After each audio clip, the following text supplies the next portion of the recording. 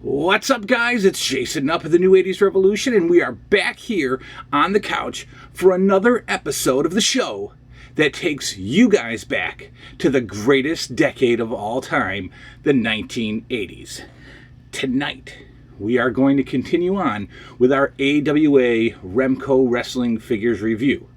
We're up to Series 3, which is lovingly known as the Grudge Match 2-packs. So, that is coming up tonight. We'll take a look at the figures. We will also take a look at a couple of accessories that were released around this time. And more importantly, we'll talk about some of my memories of these figures. A friend of mine on here, Ring Skirts, God, I do that every time, Ring Skirts, asked me to go back to talking about my memories. The last video I did on Remco Series 2, I just kind of went through the figures and forgot that the thing that brought you guys most to this channel was my memories of these toys. And so, how could I forget? I will go right back to that tonight. But first, a couple of housekeeping issues. Topics, I guess. The progression in learning how to edit and increase the productivity or the production value of this show is coming faster than I expected. By the end of this week, I should be pretty well skilled, or at least educated, on the wonderful world of editing. So, what does that mean for this channel? Again, I've gotten mixed feedback. A lot of people have said, just do what you do. This is great. We love it. And I agree with you. This isn't going anywhere. Me sitting here talking to you is not going to change. But I got a little taste of a higher production value with my former partner and co-host of the New 80s Revolution, and I liked it. So all I want to do is bring back a couple of things that I was doing with that other show. Namely, and first and foremost, the number one thing I want to do is bring back some commercials. I want to splice in some commercials just like you enjoyed with the previous 7 or 8 episodes of the New 80s Revolution. Not a lot, maybe 3 or 4 an episode, but what I'm going to do is I'm going to make them exclusive to the topic that we're talking about. Like if I was doing it tonight, we'd be getting a bunch of AWA commercials. So that's one thing I want to do. I just want to bring back the commercials, and I also want to just clean up some some cutscenes. If I need to switch camera angles or something like that, or if I need to insert some music or do some voiceovers. I definitely want to bring the old intro back to this show that a friend of mine, David Torok, created for me. So that's coming back. YouTube eliminated their very basic editing feature. It's gone. You can no longer edit straight from YouTube. And that's how I was doing some really, really, really minor edits. But that's all gone now. So even bringing the intro back into the show has to be done through some editing software outside of YouTube. And I'm almost there. I'm learning that as we speak. I also put up a few things on Instagram that talked about the end of the former set, which is over there, which is under construction again. It's all coming down. The paneling will probably stay up, but we probably won't see it because I'll be putting bookshelves over there. When we decided to come in and build that set, I lost a large chunk of my room. Those days are over. The set is coming down. This is probably going to be the background from now on, at least for the time being. If I need the space that I'm sitting in right now, I'll move again. But for now, this is the backdrop of the show going forward. All right, so that's that. Another couple quick things. Go check out the Facebook page for the New 80s Revolution. It's New 80s, the New 80s Revolution on Facebook, as is the Instagram account, The New 80s Revolution. One word, no apostrophe. And if you are new to the show, the most important thing you can do for me is to subscribe to the show. You have heard me talk in the past about the goal of getting to 1,000 subscribers. That's the way that the little channels can get one back from YouTube, is to get to 1,000 subscribers. So I'm well on my way. We're up to 867 now. Since the previous format ended, we gained about 12 subscribers. So that's pretty awesome. Thank you all very much. Continued thanks to your messages, to your support, to your words of encouragement, to your motivation. This isn't going anywhere. In fact, in the next few weeks, it's going to take it up to another level. So let's get back into those figures. So AWA Series 3, the Grudge Match 2-packs. AWA was famous for putting out their packs of 2. In fact, till the very last series, Mat Mania, all of the AWA Remco figures were either released on a 2-pack or a 3-pack. So continuing with that tradition, the Grudge Match 2-pack would put 2 guys together who, I guess, were feuding at the time. And all of the 2-packs at one point had some kind of a feud going. So they actually make sense in this case. But before we get into that, we got a little dry throat, so we're going to hit up some Blue Moon Pacific Apricot Wheat. I don't love fruity beers, but apricot is one of my favorite flavors. Blue Moon is a nice soft wheat, and the two pair pretty well together. If you know Blue Moon, it's typically prepared with an orange or served with an orange slice. And apricot wheat doesn't need any fruit because it's infused with the glorious taste of apricot.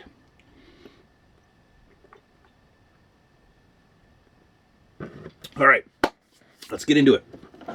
So, whatever the deal was with AWA and Remco at the time, they were making figures of guys who either did not spend a lot of time in the AWA or spent no time in the AWA. And I don't know if it was because at the time there was a little collaboration with AWA, NWA, and a couple of their umbrella organizations called Pro Wrestling USA, where it took the stars of the AWA, stars of the NWA, put them all together in sort of this makeshift federation. And it actually got a TV deal, and on paper, it was amazing. You've got 2 huge organizations teaming up. It failed miserably in less than a year, but I'm guessing that some of these figures came out of that Pro Wrestling USA deal. The first 2 on the Grudge Match 2-pack would be Puerto Rico's Carlos Cologne and his arch nemesis, Abdullah the Butcher.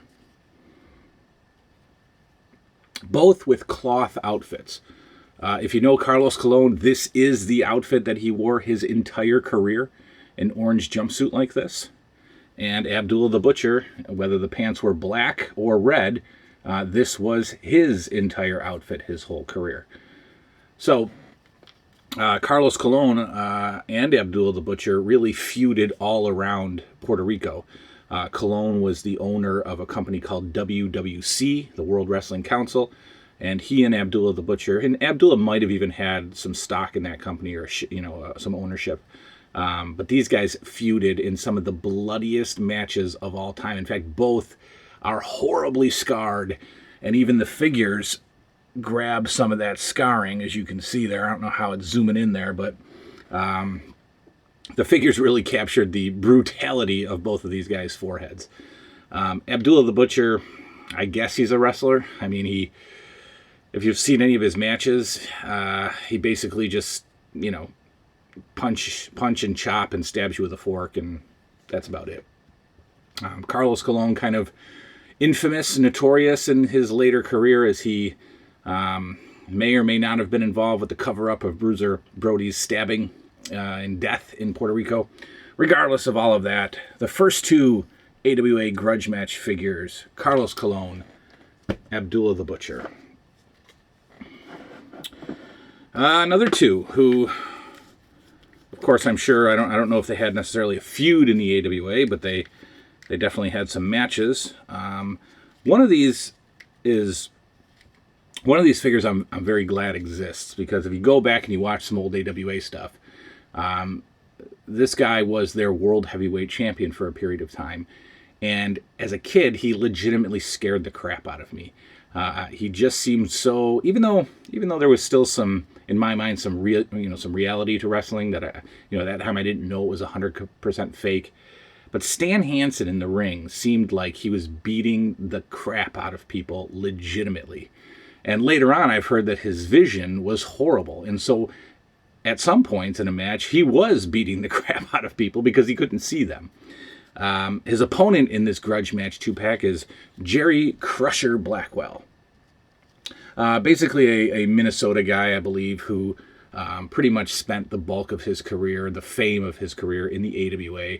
I'm sure toured around Georgia Championship Wrestling at some point early in his career. Very early on, he did some WWF work, but it's forgettable, and his time, his fame came in the AWA on ESPN in syndication several times a week. Stan Hansen was their world champion at one point in time, having great feuds with Nick Bockwinkel and Rick Martel. Stan Hansen was one bad dude, and probably still is today. Unfortunately, Stan Hansen's not complete. It comes with a cowboy hat that I do not have. Again, but pretty great. I mean, this is almost like a pleathery vest and chaps. So AWA for really early figures, I mean, this is 1985. AWA really early figures had some great clothing accessories. Jerry Blackwell with his black jumper. Again, yes, this is what he wore his whole career. The one complaint I have about AWA figures is the lack of body realism with these guys, and you can really see that with Abdullah the Butcher. If you guys know Abdullah the Butcher, he's got an unusually large, bulbous, grotesque physique, to say the least. And this is not it. The AWA either went with ridiculously ripped bodies, or this was their fat man's body, which is not a fat man at all. Pretty much the same body, I think, underneath this for Jerry Blackwell.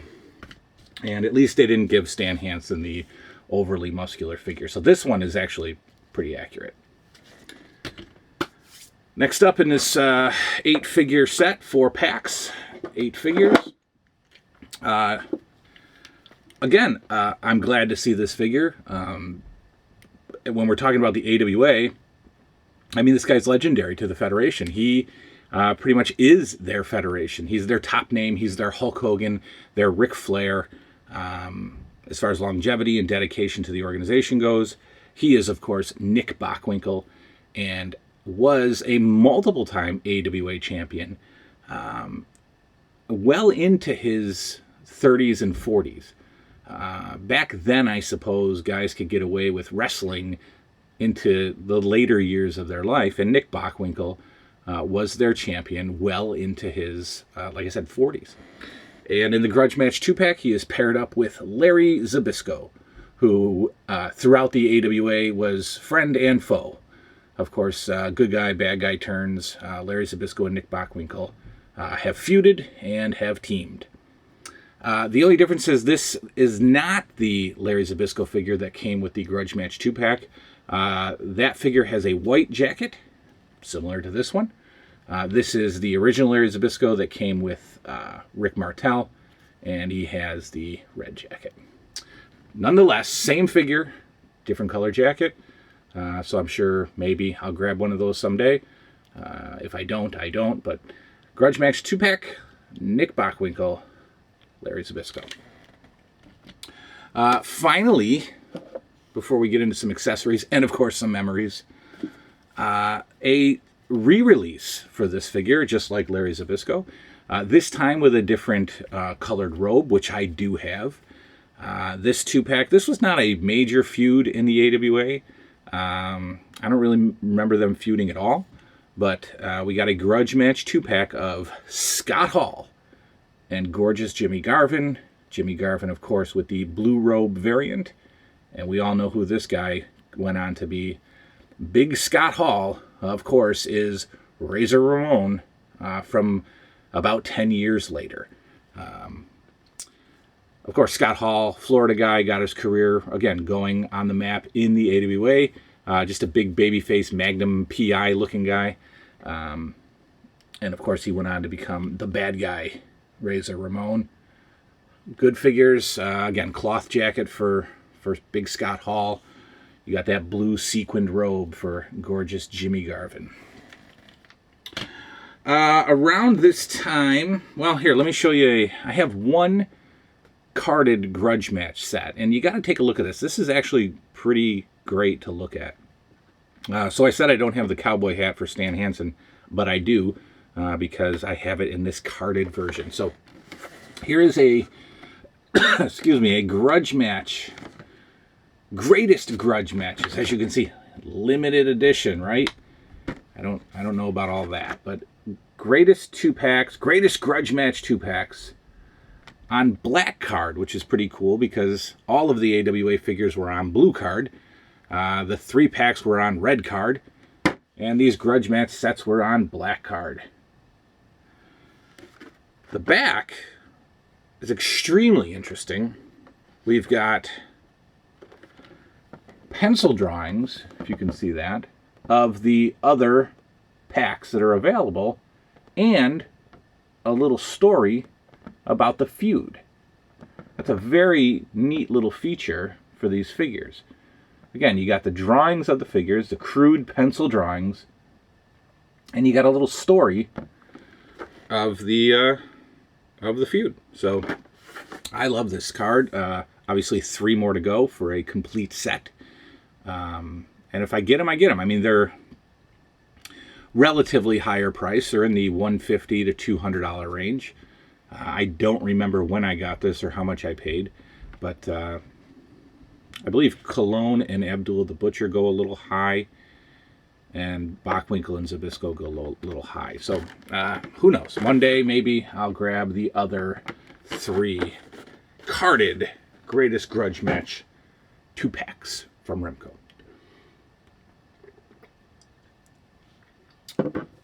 I showed you this in an earlier video, way back.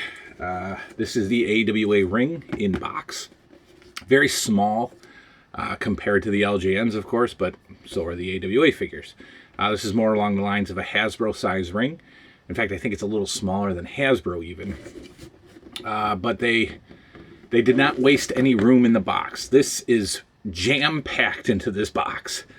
You have to squeeze this thing out, so there's no wiggle room in this box. But I love this box, and like I said in a previous video, if I could somehow get a print of this, you know, like a framed print of this artwork on the front, I would hang it in my living room because I think it's just such a good-looking box. And on the back, just like all the wrestling AWA figures, you've got some black and white or blue and white drawings of the figures. Nothing color on any of the backs of the AWA figures. But we got that awesome full color, exciting graphic of the Road Warriors taking on the Fabulous Ones in the middle of the AWA ring. I got one more thing to show you, but you know, always being such a fan of the WWF LJN figures. Like I said, the AWA figures came out first, and I can't remember. Well, I can remember. I got LJN figures first. I got Hulk Hogan and Andre the Giant. I don't really remember when I got the AWA figures. It was in 1985. The Road Warriors might have been my first pack that I got in Easter, I believe, of 86. Maybe 85. I don't know. It's all a blur. But I loved playing with these AWA figures because I was so used to the non-articulation of the WWF figures, the LJNs, and these guys were fairly close to non-articulation. I mean, when you first played with these or loosed them, and even today, the joints are stiff. You know, these are not loose figures where they would get all, you know, the arm would swing around or the waist would swing around. I guess with prolonged play they would, but in the beginning these were some pretty stiff figures. So it was just a different, it was just a different play style. And the AWA in my area was on ESPN every single day after school at 4 o'clock. So I had so much exposure to the AWA. And to be able to play with the figures as well was awesome. Especially the characters that obviously we didn't get with LJNs. A totally different organization, much smaller organization, and to be able to play with those figures. So I would bounce back and forth. My primary play time, I guess, was with the LJN figures. But these guys would definitely get their fair share of play. And I grabbed the figures, I grabbed all the figures I could as they were out in stores, or I would ask for them for gifts. Mat Mania we'll talk about later, the final series of the AWAs. But I do remember I never combined the figures. A lot of people on here have said that they would take the AWA figures and they would match them up with their LJN figures and have a match. I could never do that. That would always drive me nuts, playing with such a smaller figure with a bigger figure. So the two worlds never collided, but they just got separate play time. Especially when I got my hands on the ring, because it was such a cool ring. It was just different than the LJN ring that I was used to. And the play increased a bit with these when I got the steel cage playset.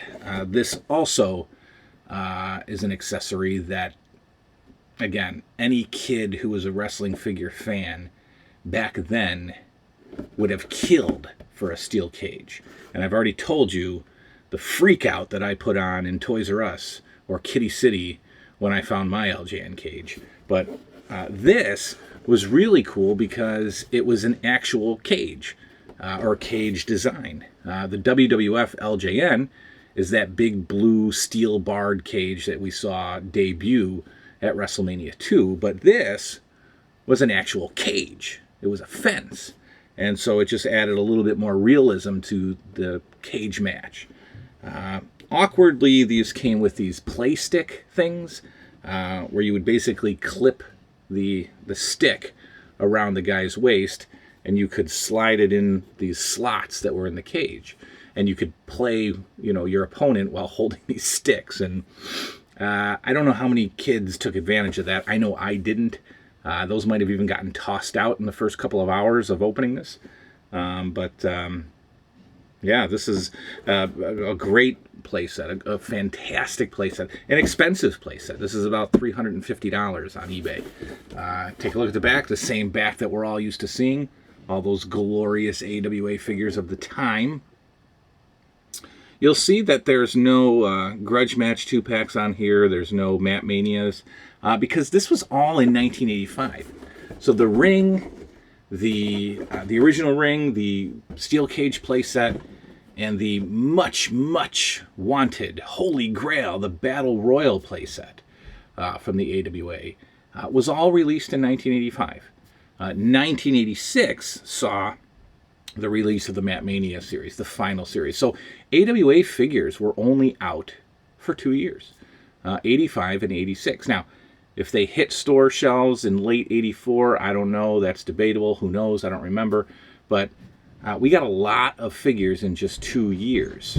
And, of course, the final series, Mat Mania, which we will review maybe with some of that editing capabilities that I'm developing, because I only actually have 2 of the figures, 2 Mat Mania figures. So I don't want to just talk about them, so maybe I'll show them to you when that editing skill is developed by yours truly. So AWA figures, again, one of my favorites.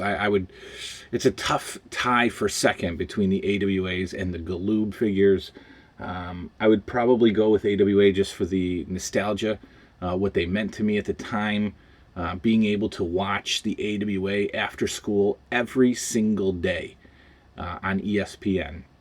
And then at a point later on, maybe in early 86 or so, ESPN would split time between the AWA and World Class Championship Wrestling, the WCCW. So coming home, I never knew what was going to be on, and the TV guide, it just said wrestling. But it was either going to be the AWA or World Class. That started in about 86. AWA obviously no longer with us, swallowed up by Vince McMahon ultimately and his takeover of the wrestling world. But for that short period of time when they were in the national spotlight, we were able to get these figures. And like I said, they are some of my favorite figures, some of my favorite memories from the past. So, what's coming up? The last series, Series 4, 1986, Mat Mania. Some of the most expensive wrestling figures ever that are, rarely available on the Bay. Very expensive figures. It might take a couple $1,000s to complete the collection. Loose and complete. Carded, forget about it. Definitely a couple more $1,000 to complete a carded Mat Mania line, and I couldn't even put a price on it. I wouldn't be surprised if it was $4,000, $5,000, $6,000, $7,000 to complete a carded Mat Mania collection. So those are probably not coming. Who knows? AWA Remco Series 3, wrapping it up tonight.